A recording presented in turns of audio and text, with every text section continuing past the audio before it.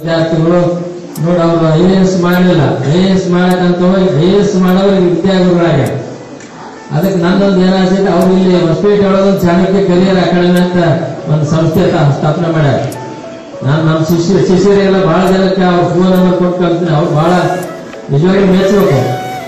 ಪ್ರದೀಪ್ ಗುಡ್ಡ ಅವರು ಎಷ್ಟು ತಾಸು ಕೆಲಸ ಮಾಡ್ತಾರ, 12 ತಾಸು ಪಾಠ ಮಾಡ್ತಾರೆ. 12 ತಾಸು ಸಾಮಾನ್ಯ ಕೆಲಸ ಅಲ್ಲ. ನೀವು ಇಲ್ಲೇ ಉಪನ್ಯಾಸಕರ 6 ತಾಸು ಕೆಲಸ ಮಾಡಕ್ಕೆ ಮಾತಾಡ್ಬೇಕಾರೆ ಗಂಟೆ ಹೊರಗಡೆ ಮತ್ತೆ ಗಂಟೆ ಹೋಗ್ತಾರೆ.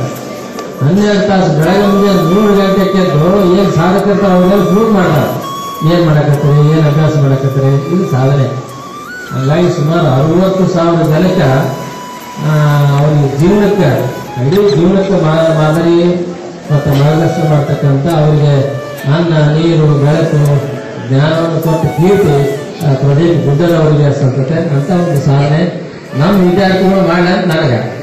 ಪ್ರದೀಪ್ ಅವರು ಮುಗಿಸಕ್ಕೆ ತಯಾರಾಗಬೇಕಪ್ಪ ಅಂತ ಸಾಧನೆ ಮಾಡ್ಬೇಕು. ಹಂಗಾಗಿ ಅಲ್ಲೊಂದು ಚಾಣಕ್ಯ ಕರಿಯರ್ ಅಕಾಡೆಮಿ ಮಾಡ್ಯಾರ. ಅವ್ರೊಂದು